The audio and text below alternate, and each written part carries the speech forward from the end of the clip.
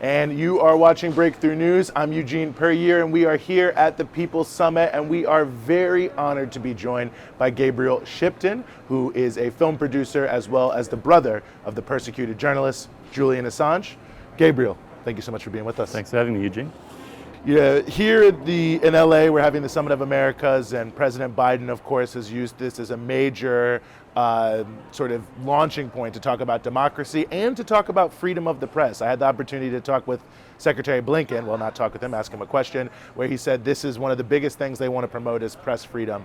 I wonder how that strikes you, given the situation your brother's in. Yeah, well, it's the hypocrisy that is absolutely striking. You know, the Biden administration, Secretary Blinken traveling all over the world talking about press freedom when the US DOJ has a journalist and publisher in prison in the United Kingdom. I think the hypocrisy is there for everyone to see. And that's why you get countries like China, like Russia, you know, whenever Secretary Blinken brings up freedom of the press when speaking to his counterparts there, they bring up Julian Assange and they say, well, how can you lecture us when you have a journalist and publisher in a UK prison? Innocent man, he hasn't been convicted. He is there at the sole request of the US DOJ in a maximum security prison. You know, I think one of the things you just mentioned is so important is the fact that not only is being convicted of nothing, but there's, this sort of extraterritorial nature of this.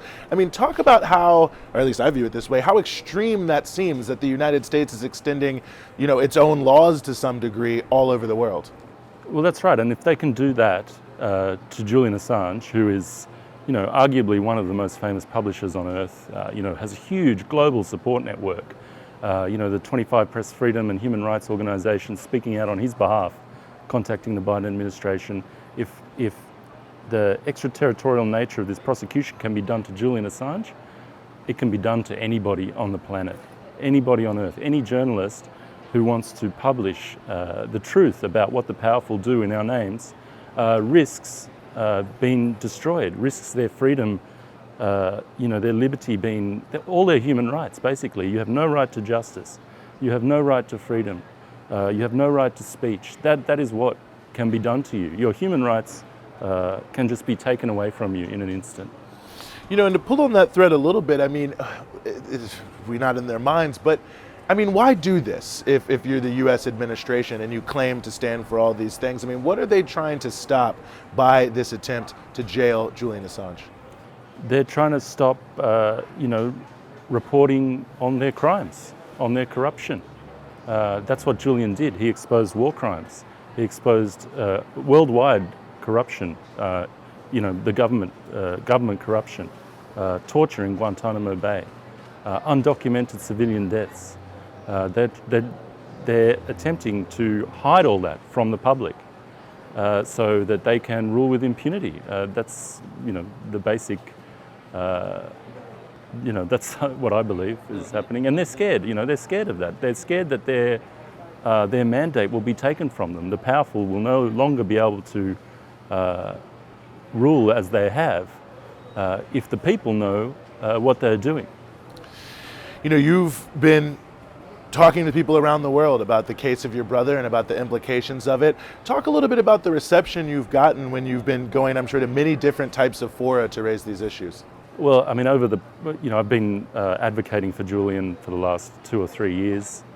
And in that time, I've just seen, this upwelling of support across the world. We've traveled all over the world. We've traveled around the US a couple of times, actually. And the responses that we get everywhere are people who understand the principle of the case. For me, it's personal. I'm fighting for my brother's human rights, for justice for him. But people understand the principle. They understand what it means for them, for their democratic rights, their right to know what's done in their name by their elected officials.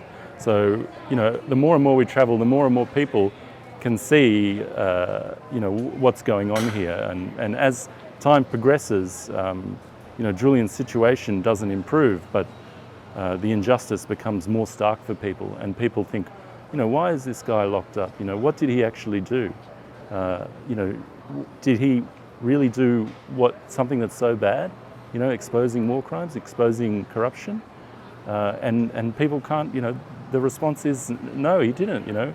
He's been made into a criminal by the criminals, and so that becomes very obvious to people as we travel around and talk to them. I think there's a lot of misconceptions about Julian. He's been deliberately demonized in the press for many, many years. But when people drill down to the principle, they can see really what's up here, what's really going on. And that's why the support for Julian has been just, growing and growing as we campaign for his freedom. And you mentioned, the conditions he's being held in, and I was hoping you would talk a little bit about that, because I think that's an important nature of this case, that it's not just that he's being held, but the very act of his detention has been described by many as torture. Yes, that's right. So he's, as I said before, he's not a convicted criminal. He's in a maximum security prison. It'll be next, he turns 51 in July, and that'll be his 4th birthday, where he's spent in a maximum security prison. And there is no end in sight for him. Sure, he's not been extradited to the US, but the purpose of this persecution is served. You have an innocent man who has not been charged with any crime, has been held in jail, has no legal way to be free, and that affects him personally. That when you are stripped of all your rights, that affects you. And that is part of that torture, as well as all the demonization that has happened to him over the years. Professor Niels Melzer, who was the UN Special Rapporteur on torture, he found that Julian was being psychologically tortured and was suffering the effects of psychological torture over that time. So how it affects, for us as Julian's family, we live, I think we live in fear that Julian won't survive this. And that's what's, our deepest worry. For those who are watching, I think sometimes people feel somewhat powerless. I mean, they see terrible situations and they say, wow, this is so terrible. I mean, what should people do? What can they do to try to interdict this? Well, as we go around the world, we encourage people to get in touch with their elected representatives, take part in the process. Change doesn't happen by itself, and it's just one person at a time. Changing their mind, showing them the principles at stake in Julian's case.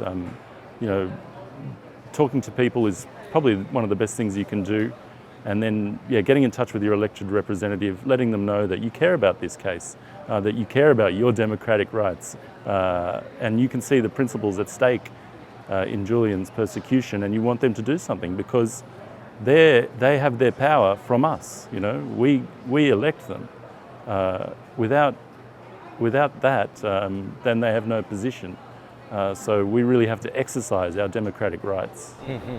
Gabriel Shipton, really thank you so much for joining us here on Breakthrough News. Thanks, Eugene. Good to be here. Thanks.